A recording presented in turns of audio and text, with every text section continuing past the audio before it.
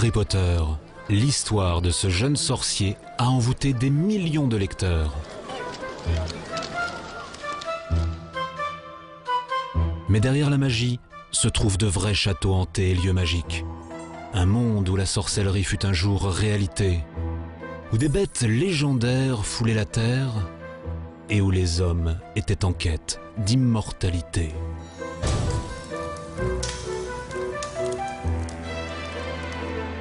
Rejoignez-nous dans la découverte d'un des plus grands classiques de la littérature pour enfants de notre génération.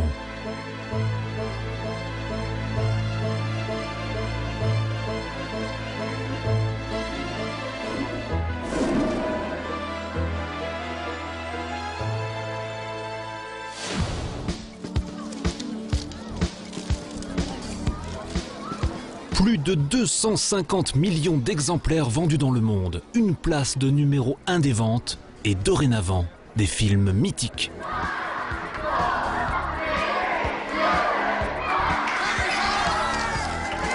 Pas mal pour un écolier sorti tout droit de l'imagination d'une simple mortelle. J'ai eu l'idée de Harry Potter dans un train en 1990. Je regardais le paysage défiler et le déclic s'est produit. Ça a été le plus grand éclair d'inspiration de ma vie. Et depuis, je n'ai cessé d'écrire sur lui. J'ai des caisses entières de textes sur Harry. Harry Potter est peut-être le fruit d'une folle imagination, mais ce n'est pas le cas du monde magique dans lequel il évolue. Le livre regorge de toutes sortes d'informations et l'écriture est très riche. Afin d'ajouter un peu d'humour et séduire les lecteurs de tous les horizons, J.K. Rowling a intégré à son récit des mythes et des légendes du monde entier. Je pense qu'elle possède un cerveau de la taille d'une planète. Elle aurait pu devenir une grande physicienne. Mais je crois que nous pouvons tous la remercier d'avoir choisi la littérature. Ce voyage à la découverte de la réalité derrière la fiction entraîne un flot de questions fascinantes. Quel personnage réel est enterré sous un quai de gare mythique? Qui hante les couloirs des châteaux, réels ou imaginaires? À quel point la magie du film est-elle tirée de la vraie sorcellerie? Quels mythes anciens ont nourri les modernes? Quel pensionnat a inspiré la création de Poudlard? Quel ancien sport a inspiré le Quidditch mais s'est révélé plus dangereux? Sur quel mythe s'appuie l'idée de voler sur un balai? Dans Harry Potter, on monte sur le balai dans ce sens, alors que cela devrait être dans l'autre sens. Et enfin, quelle est la vérité derrière la pierre philosophale et le personnage médiéval qui assure l'avoir trouvée?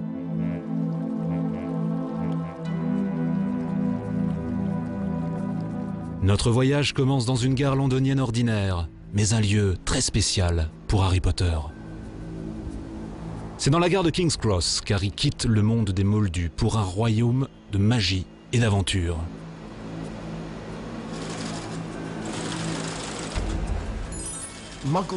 Les Moldus, ce sont les autres, les parents, ceux qui ne vous comprennent pas si vous êtes un enfant. C'est ça le concept fascinant des Moldus. Mais ce qui est aussi fascinant, c'est que cette voie de la gare King's Cross, la voie 9, qui se trouve être le mystérieux passage vers Poudlard, est également liée à une autre légende.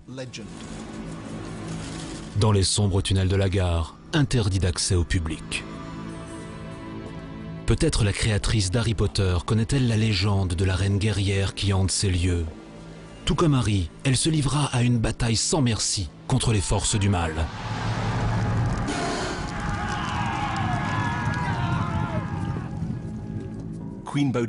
La reine Boudicca expulsa les Romains de Grande-Bretagne. Et quand l'ennemi revint en force, elle connut une mort héroïque au cœur de la bataille. Selon la légende, elle était enterrée ici, dans la gare de King's Cross et précisément sous le quai 8, qui était auparavant le quai 10. Ces tunnels aujourd'hui ne sont plus utilisés, ce sont des tunnels fantômes. Harry débute son voyage au-dessus de la tombe de Boadicea, sur le quai 9¾ passage vers un monde magique. Nous voici sur le quai 9A de la gare King's Cross. C'est ici que se cache le quai 9 3/4 où le Poudlard Express conduit les élèves à Poudlard. Juste ici se dresse la barrière entre les quais 9 et 10, où Harry s'accroche à son chariot et traverse le mur qui le mène vers le monde magique et le quai 9 3/4. Le premier défi pour Harry est de trouver le quai 9 3/4, car les Moldus ne peuvent pas le voir. Cela n'a pas empêché les fans d'Harry de partir à sa recherche.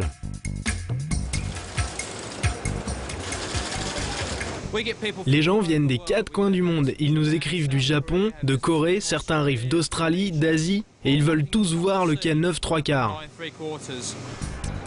Avec un peu d'aide de ses amis sorciers, Harry trouve enfin son quai et monte à bord du Poudlard Express.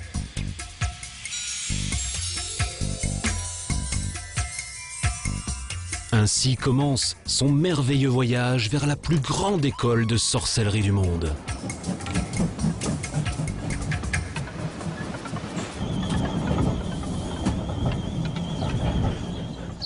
Orphelin dès son plus jeune âge, Harry a grandi avec son oncle et sa tante dans une rue de banlieue, Private Drive.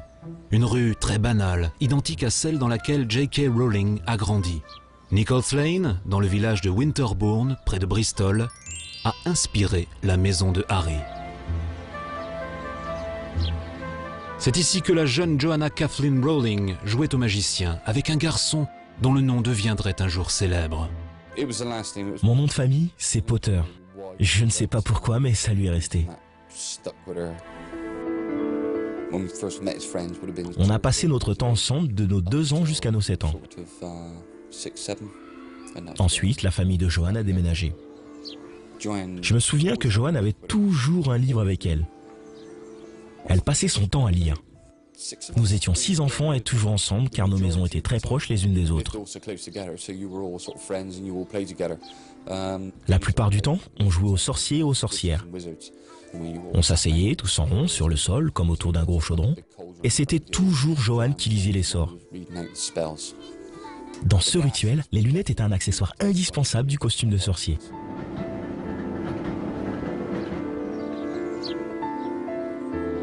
Dans la maison d'enfance de Rowling se trouve une autre source d'inspiration pour le monde de Harry Potter. Un placard sous l'escalier.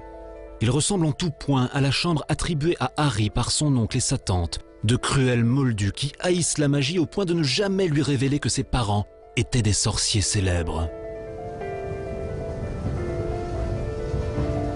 La triste vie de Harry change soudainement avec l'arrivée d'un gentil géant, Hagrid. Messager de Poudlard, Hagrid est chargé d'aider Harry à faire ses courses en prévision de la rentrée et l'emmène de ce fait à Londres.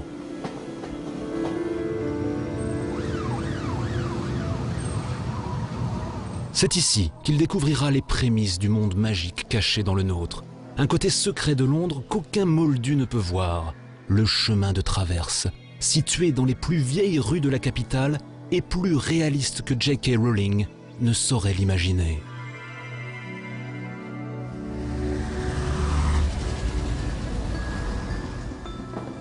Première destination pour Harry, la banque Gringotts. Dans l'un des coffres, il découvre que ses parents lui ont laissé une fortune, largement assez pour acheter toutes ses fournitures pour Poudlard. Dans le film, l'ambassade australienne sert de décor à la banque Gringotts. Pourtant, juste à côté, se trouve la vraie banque Gringotts de Londres, des coffres souterrains qui abritent certaines des plus anciennes collections d'argenterie. Les London Silver Vaults rassemblent la plus grande collection d'argenterie du monde. Certains de ces objets ont une immense valeur et sont très anciens. Nous en avons même quelques-uns qui datent du XIIIe siècle. Tout comme la banque Gringotts, les Silver Vaults de Londres sont bien gardés. Cependant, à la banque Gringotts, les trésors ne sont pas protégés par des humains. Les banquiers du monde magique de Rowling sont des gobelins. Les gobelins ont toujours existé dans la littérature. Parfois ils sont mauvais, parfois même malveillants, mais ils ne sont jamais cruels envers les humains. Ils gardent une certaine distance vis-à-vis des humains. Ils ne ressentent aucune émotion humaine. Il est impossible de les faire flancher, ce qui fait d'eux de parfaits banquiers. Ils ne ressentent pas de compassion, ce qui complique les choses lorsque l'on vient demander un prêt. Pourquoi se soucierait-il de nous? Nous sommes des humains, ils n'éprouvent aucune émotion. Ce sont donc de parfaits banquiers pour le monde des sorciers. Sa nouvelle fortune en poche, Harry se lance dans un shopping des plus magiques. Premier achat pour Harry, l'uniforme de l'école, inspiré par un folklore aussi réel qu'inquiétant. Dans le livre et dans le film, quand Harry Potter achète son uniforme, son choix se porte sur une robe noire. Au Moyen-Âge, dans ce pays, les sorciers portaient du noir. Si une menace soudaine se présentait, ils pouvaient plus facilement disparaître dans les ténèbres. Certains accessoires ont un usage symbolique, les chapeaux pointus par exemple, car tout sorcier croit qu'il peut faire monter l'énergie en lui et la libérer vers le ciel, comme la flèche d'une église par exemple. Les autres accessoires de Harry viennent d'anciens cultes liés à la nature. Le chaudron, par exemple. On l'imagine toujours flanqué d'une vieille sorcière ridée qui remue un liquide bouillonnant. Pourtant, il était simplement utilisé pour les herbes médicinales. Il représente également les entrailles de la terre-mère, ce qui nous renvoie à la résurrection et à la fertilité.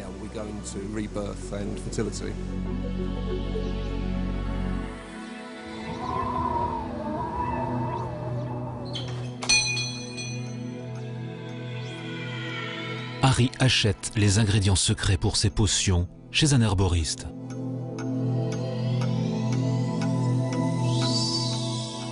Une fois de plus, notre monde et celui de Harry se rencontrent.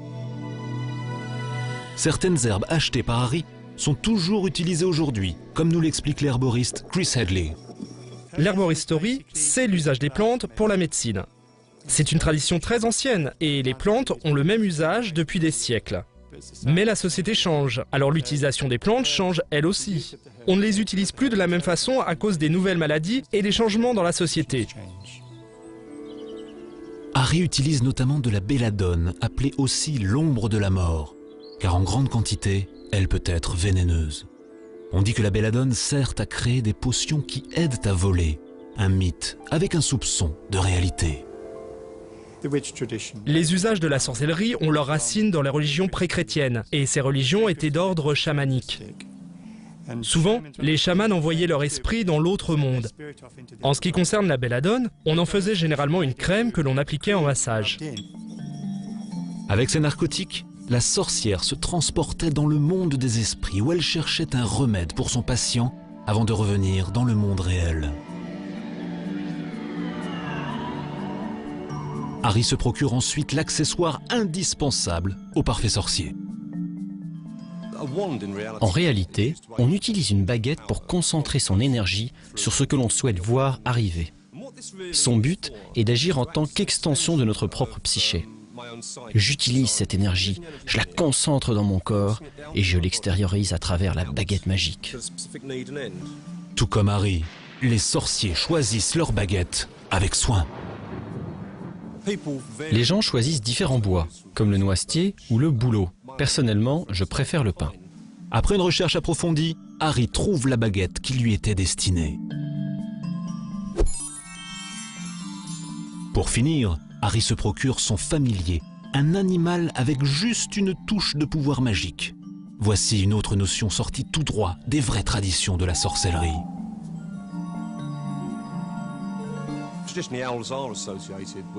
Dans la légende, les chouettes étaient utilisées pour la surveillance, comme des chiens de garde si vous voulez. Si quelque chose les inquiétait, elles poussaient un cri qui alertait les sorciers et leur permettait de disparaître rapidement. La chouette d'Harry s'appelle Edwige, mais elle n'est pas si futée qu'on pourrait le croire. La chouette blanche très rusée que l'on voit dans le film n'est qu'un mythe. En vérité, les chouettes ne sont pas très malines. J'ignore même comment elles ont pu survivre. Pour commencer, elles ont un réel problème de vue, car leur vision est binoculaire. Elles ont de grands yeux pour capter plus de lumière la nuit, mais leur vue de près est vraiment médiocre. De loin, elles voient très bien, mais je ne pense pas qu'elles seraient aptes à délivrer du courrier. Délivrer le courrier n'est pas la seule chose pour laquelle les chouettes ne sont pas douées. Une chouette ferait vraiment un très mauvais compagnon pour Harry Potter, car ces animaux ne montrent aucune affection. La seule chose importante pour une chouette, c'est son prochain repas. Alors pourquoi ces créatures ont-elles toujours été associées au surnaturel? Elles ont une façon très lente, méthodique et étrange de voler. Imaginez que vous passez pendant la nuit près d'un cimetière et que vous apercevez la forme fantomatique d'une chouette dans le clair de lune. Elle se pose sur une pierre tombale et pousse son cri perçant. Il y a de quoi en effrayer plus d'un.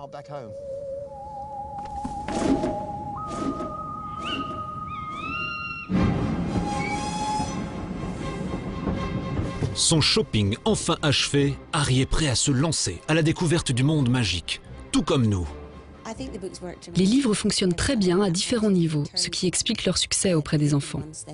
Ils les lisent une fois, puis les recommencent pour voir les éléments qu'ils auraient pu rater. C'est pareil pour moi, je les relis constamment et je trouve encore des choses que je n'avais pas remarquées auparavant.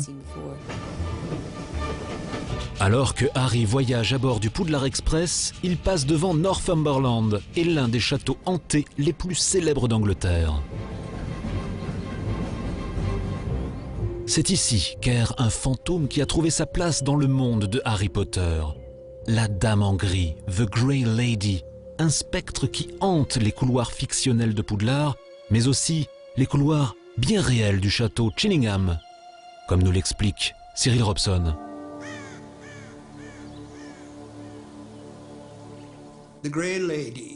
La Dame en gris était Lady Mary Barclay. La légende dit que son fantôme hante les couloirs et les escaliers en attendant le retour de son mari. J'entendais pas le bruissement d'une robe. La plupart du temps, cela se passe ici, dans le hall d'entrée.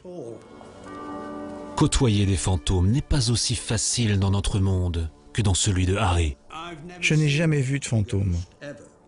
D'ailleurs, je crois que ce n'est pas à la portée de tout le monde. Dès qu'on essaie de se concentrer sur un son spectral, il disparaît. Dans Harry Potter, personne ne sait ce que la Dame en gris a fait pour devenir un fantôme. Il en va de même pour celle du château Chillingham. Épouse abandonnée, elle refuse de reposer en paix et attend le jour de sa revanche.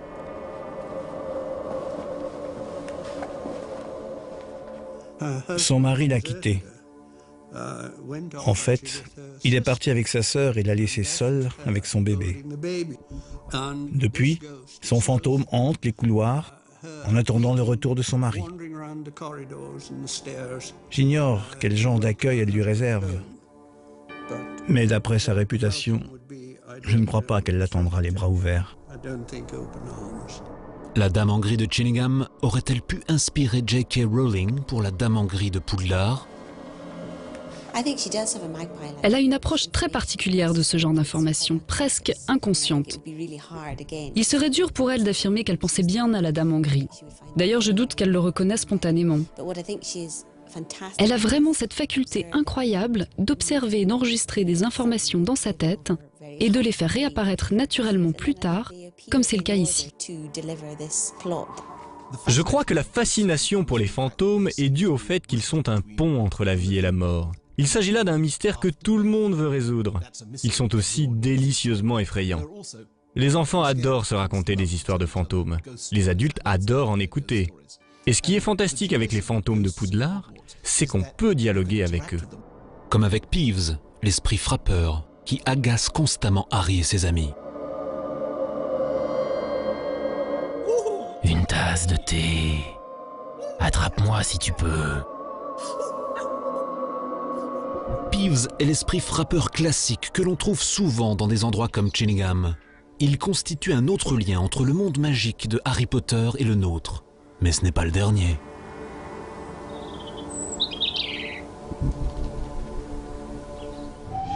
Laissons la Dame en gris derrière nous et partons à la recherche du vrai Poudlard.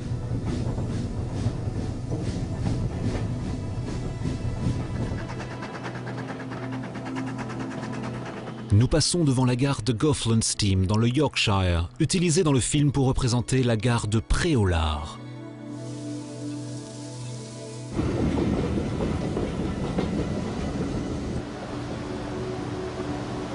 Puis devant le château médiéval de Alnwick, dans le Northumberland, où la plupart des plans se déroulant à Poudlard ont été tournés.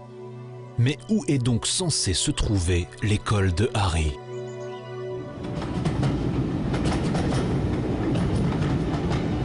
Selon certains lecteurs, les indices nous mènent en Écosse, où J.K. Rowling a écrit le premier Harry Potter. Il s'agit d'un lieu où une école de magie pourrait être facilement dissimulée au regard indiscret des moldus. Un autre indice est la vue décrite par Harry lorsqu'il sort du train. Un grand lac brumeux entouré de vastes montagnes sur lesquelles sont perchées les tours et les remparts d'un château médiéval. L'Écosse pourrait-elle abriter Poudlard, la célèbre école de sorcellerie ?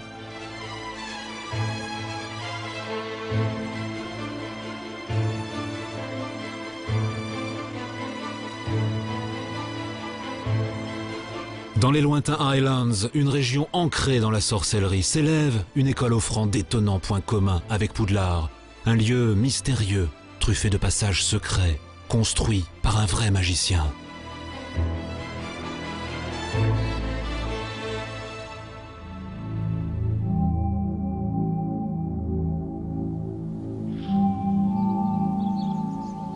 Gordonstoun est un des pensionnats les plus sélects d'Angleterre.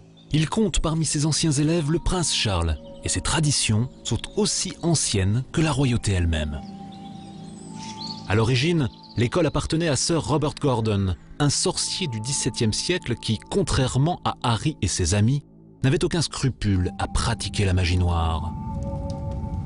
Selon les légendes du folklore écossais, il aurait vendu son âme au diable.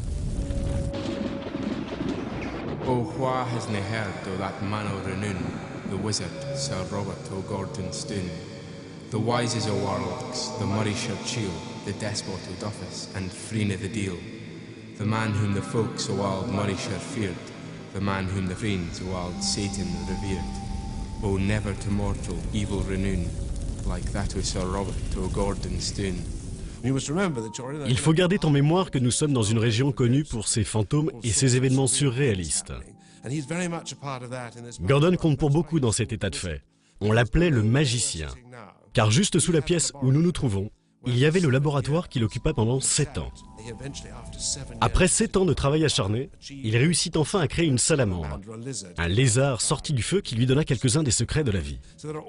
Beaucoup d'histoires passionnantes circulent sur le magicien. Sir Robert est enterré sous la vieille chapelle. Selon la légende, il avait si peur que le diable vienne réclamer son dû qu'il construisit le bâtiment le plus étrange de l'école, le carré rond, the square round. Le but de ce bâtiment était de lui fournir une bonne cachette quand le diable viendrait le chercher, car il n'y avait aucun recoin sombre. Cela a donné un pensionnat unique en son genre. Quelqu'un comme Harry Potter l'aurait beaucoup aimé, car quand le gardien essaye d'attraper les mauvais garçons, il fuit devant lui et tourne en rond. Le carré rond n'a pas pu sauver Sir Robert Gordon. La légende dit que le diable a fini par le rattraper. Les plus pragmatiques disent qu'il est mort dans son lit. Tout comme Poudlard, Gordonstoun a ses passages secrets.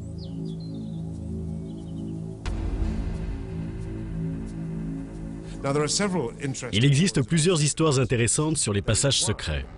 Il en est un qui reste introuvable à ce jour et que les élèves n'ont jamais cessé de chercher. Ce passage est censé mener aux falaises et à la mer, à environ 800 mètres d'ici. Mais ces tunnels avaient peut-être plus à voir avec la contrebande qu'avec la magie. Dans le bâtiment, 2 passages secrets existent encore. On les appelle les Priest Halls, des cachettes utilisées jadis par les prêtres catholiques. C'était à l'époque de la grande persécution religieuse dans le nord de l'Écosse. Ces cachettes servaient à faire disparaître le prêtre de famille si l'ennemi venait frapper à la porte.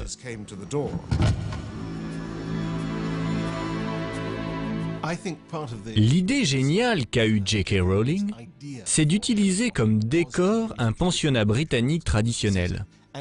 Il est fantastique que tous les enfants du monde, dont la plupart ne visiteront jamais ce genre de pensionnat, puissent pénétrer dans une école de magie et laisser derrière eux l'école banale qu'ils côtoient tous les jours. C'est une véritable idée de génie. Tout nouvel arrivant dans un pensionnat doit être placé dans une maison. Une décision qui affectera toute la vie scolaire de Harry.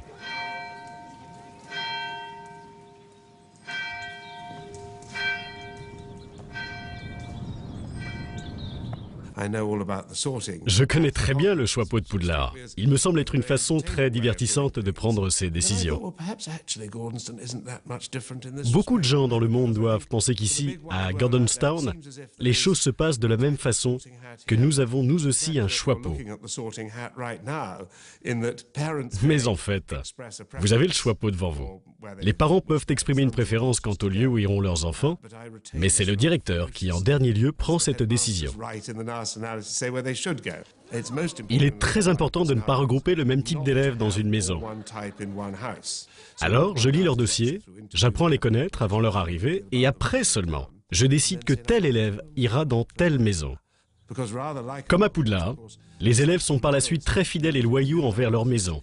Ils savent à quelle communauté ils appartiennent.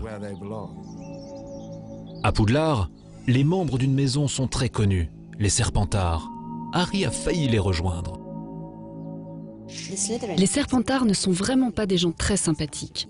Quand je parle du livre avec des enfants, ils me révèlent souvent que le passage avec le choix-peau les hante. Ils sont bouleversés par le fait qu'Harry soit presque devenu un Serpentard. Tous les pensionnats dignes de ce nom pratiquent des sports d'équipe. Et l'école de magie de Poudlard ne déroge pas à la règle. Le sport favori de Harry est le Quidditch, un jeu que J.K. Rowling décrit comme ressemblant un peu au basket. Il comprend lui aussi des paniers, mais au lieu de 2, le Quidditch en comprend 6 et compte 7 joueurs par équipe, chacun sur un balai.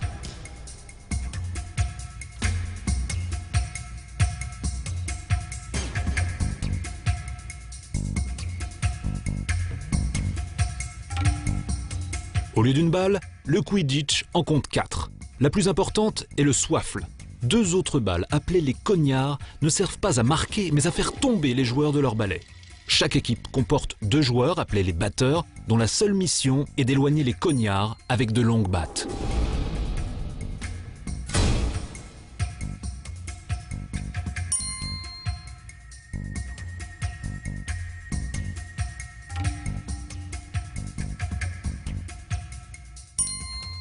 La 4e et dernière balle, le vif d'or, est de la taille d'une balle de golf et vole autour du terrain en se cachant.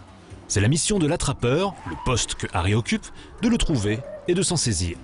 Quand le vif d'or est attrapé, le match est fini. Le Quidditch trouve ses origines au Xe siècle, quand les villages d'Angleterre médiévale se réunissaient pour s'adonner à un sport redoutable, où les joueurs se battaient pour une vessie de porc gonflée d'air.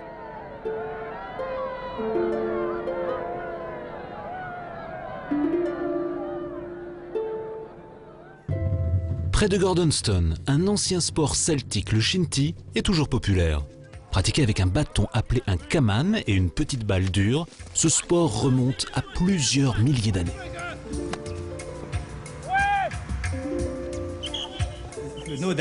Aucun doute, le shinty est un des sports les plus anciens au monde. Des images de sports de balle ont été trouvées sur des sculptures et des pierres tombales qui remontent à la nuit des temps. Nous savons que ces sports étaient pratiqués partout en Europe.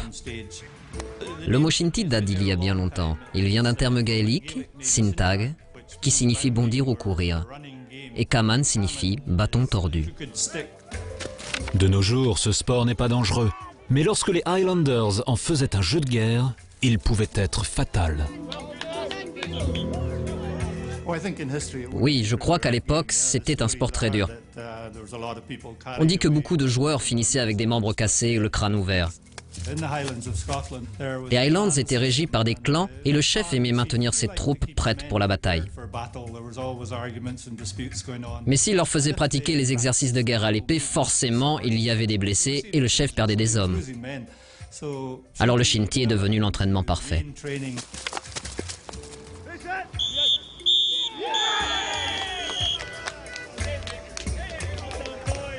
Le shinty a des points communs avec le Quidditch, mais un autre sport repose sur des joueurs qui frappent une balle avec un bâton et sur leur monture parfois imprévisible.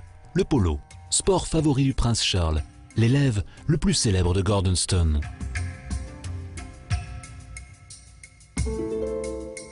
Mais un cheval ne remplace pas un balai, et c'est voler sur un balai qui rend le Quidditch si magique. Il existe un tas de modèles, l'éclair de feu, le Comet 140 et celui que tout le monde envie à Harry, le Nimbus 2000. Un vol de nuit sur un balai est peut-être l'image la plus fréquemment associée à la sorcière. Et si cette image était erronée? Un sorcier moderne nous affirme que c'est le cas. L'idée de la sorcière volant sur un balai nous vient d'une tradition païenne liée à la fertilité. Une femme s'asseyait sur le manche, brosse à l'avant, et sautait de haut en bas dans les champs. On disait que plus haut elle pouvait sauter, meilleure serait la récolte. Dans le livre Harry Potter, il vole dans ce sens, alors que le balai devrait être dans l'autre sens. Peut-être, mais dans l'école de J.K. Rowling, les élèves étudient la vraie mythologie.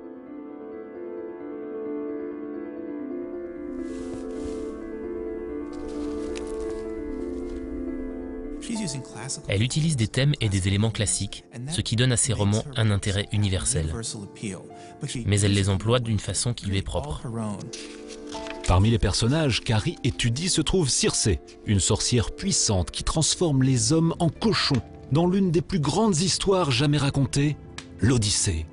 Écrit au 8e siècle avant Jésus-Christ par un poète grec aveugle nommé Homère, les deux romans l'Iliade et l'Odyssée enchantèrent des générations d'enfants grecs.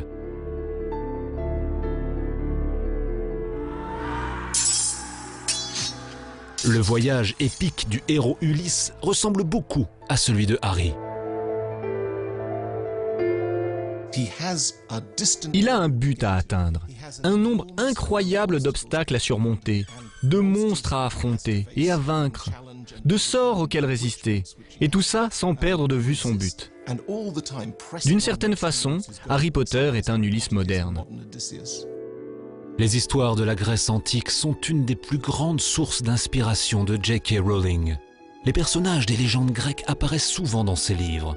Un personnage réel de l'ancienne Athènes a fourni le nom du pire ennemi de Harry, Drago Malfoy.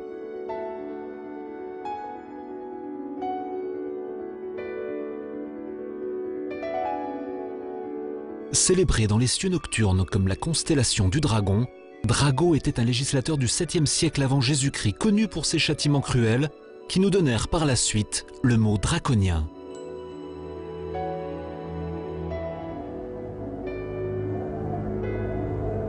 La mère de Malfoy, Narcissa, est elle aussi basée sur un mythe grec célèbre. Narcissa nous vient du mythe de Narcisse. C'est lui qui nous a donné le mot narcissisme. Narcisse était un jeune grec amoureux de son propre reflet. Un jour, alors qu'il s'admirait au bord d'une rivière, il est tombé dans l'eau et s'est noyé. Hagrid, l'ami géant de Harry, tire son nom d'un personnage grec expulsé des cieux que Zeus, roi des dieux, autorise à rester en tant que gardien des animaux. Un rôle presque identique à celui de Hagrid, garde-chasse dans les Harry Potter.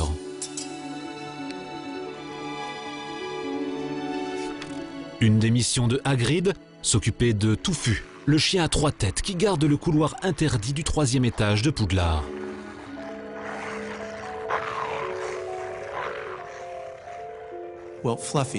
Touffu, le chien de garde à 3 têtes, est en fait Cerbère, qui dans la mythologie grecque est lui aussi un chien à 3 têtes. Une des choses incroyables chez Rowling, c'est qu'elle reste absolument fidèle aux mythes originaux, tout en les employant de façon légère dans ses histoires. Touffu en est l'exemple parfait. Le lac de Poudlard cache un autre monstre que l'on pensait jadis mythique, mais il n'est en fait que trop réel. Le calamar géant a toujours excité l'imagination, car il vit dans les eaux profondes et on le voit très rarement. Les anciens l'appelaient Krakon, et l'idée qu'une créature si immense puisse vivre dans les profondeurs de l'océan, ou du lac, comme c'est le cas ici, est absolument fascinante, car c'est une combinaison entre le mythe et la réalité. Près de Poudlard, dans la forêt interdite, vivent d'autres créatures sorties tout droit de la mythologie, les centaures. Dans cette même forêt se cachent les êtres les plus insaisissables du monde magique, les licornes, créatures chassées en vain dans notre monde.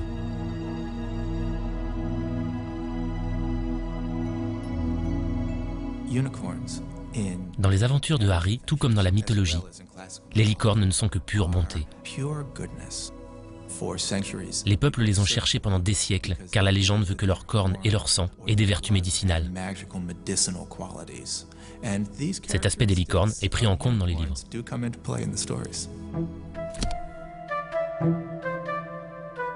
À part la mythologie grecque, J.K. Rowling emprunte aussi beaucoup à la légende du roi Arthur, comme le montrent les cartes magiques de Harry Potter. Le roi Arthur est l'épée Excalibur, sa demi-sœur Morgane la sorcière, Hengist de Woodcroft, un héros descendant des dieux norses, la druidesse Cliodna, déesse irlandaise de la beauté, de la mer, de la vie après la mort, et le plus grand de tous les enchanteurs, Merlin, un personnage qui a beaucoup en commun avec Dumbledore, lui-même membre de l'ordre de Merlin.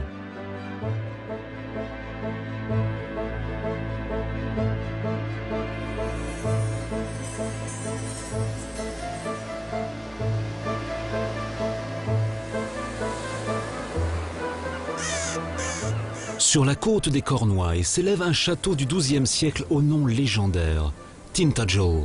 Bien en dessous de ces ruines se trouve un bastion encore plus ancien, la caverne de Merlin, où certains affirment que l'on peut encore entendre sa voix.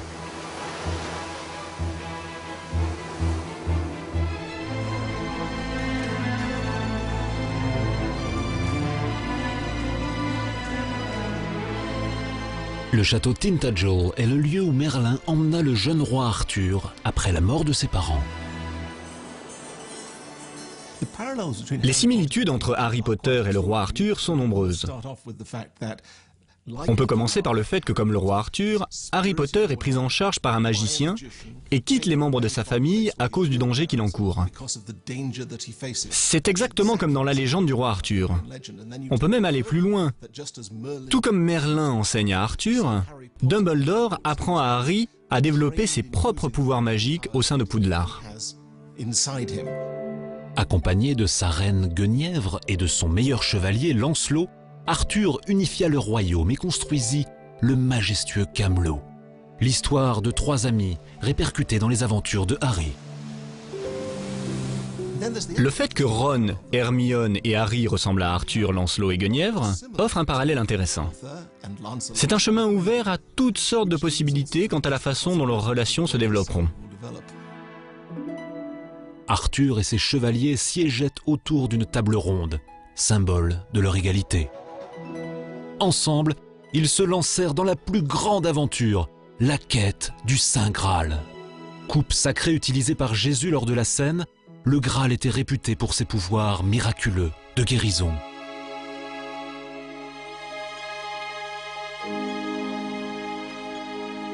Tel un chevalier en quête, Harry cherche son propre Graal, une pierre magique bien cachée et très convoitée. Appelée aux États-Unis la pierre du sorcier, elle se nomme ici la pierre philosophale.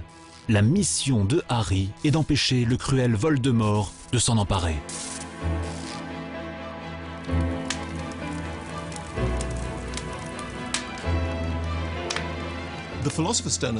Les deux éléments, la pierre philosophale et le Saint Graal, sont assez similaires, car ils ont tous les deux le pouvoir de dévoiler les secrets de l'univers.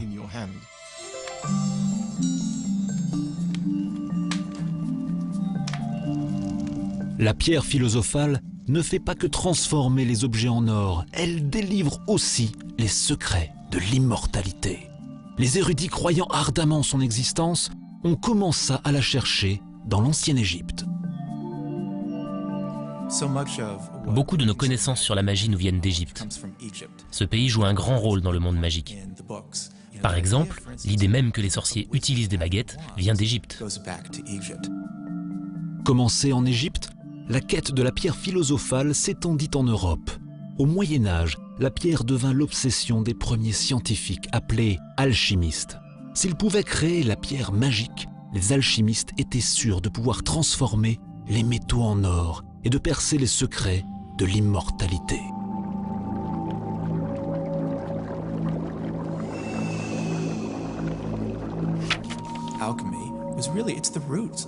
L'alchimie est aux origines de la chimie moderne.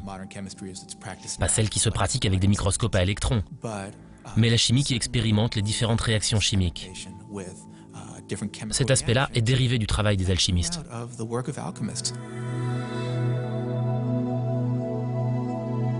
À travers les siècles, beaucoup d'alchimistes tentèrent de créer la pierre. Aucun n'y parvint.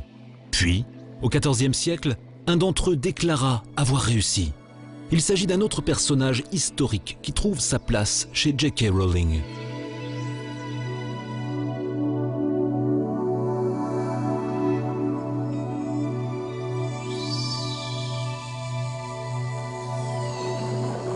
Le vrai Nicolas Flamel naquit en 1340 en France.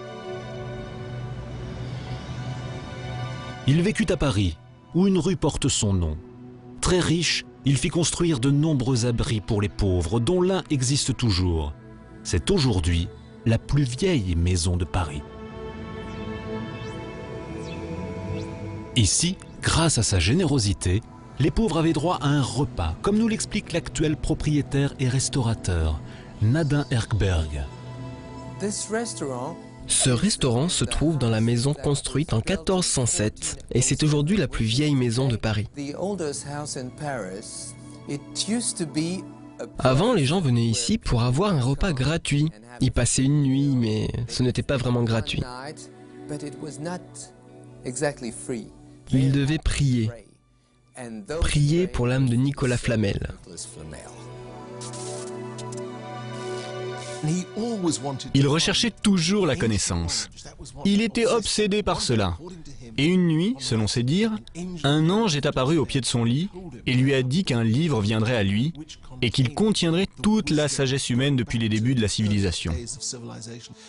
Le lendemain, un vieil homme frappa à sa porte et vendit à Nicolas Flamel un livre à la couverture de cuivre.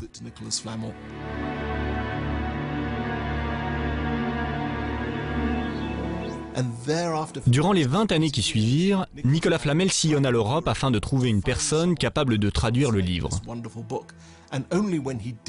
Ce n'est que quand il trouva cette personne qu'il put enfin apprendre à transformer les métaux ordinaires en or et à déchiffrer les secrets de l'immortalité.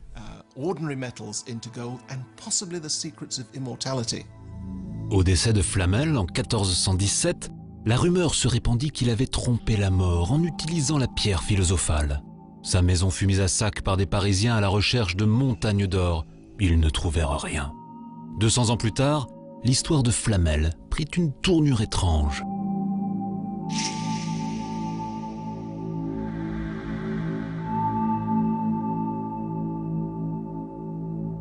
Les gens fascinés par ce livre et par ce qui avait pu lui arriver, décidèrent d'ouvrir son cercueil. Il était vide. Nicolas Flamel aurait-il pu créer une vraie pierre philosophale, découvrant ainsi les secrets de la richesse et de l'immortalité?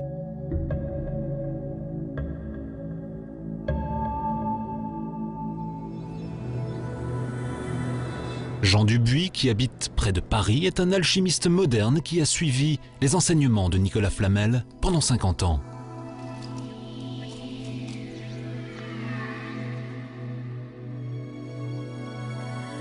Après des années d'expérimentation, Dubuis croit enfin avoir trouvé le vrai secret de la pierre.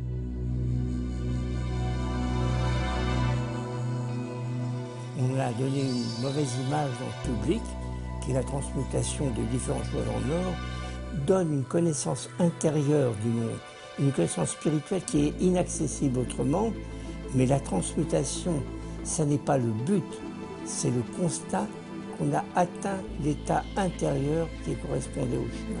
Le problème de l'alchimie, c'est de faire que chacun puisse retrouver sa véritable intériorité.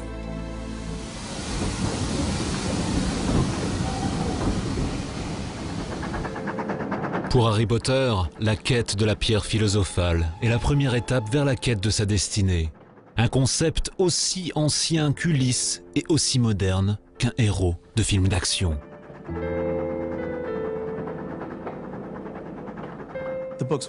Les livres fonctionnent à différents niveaux.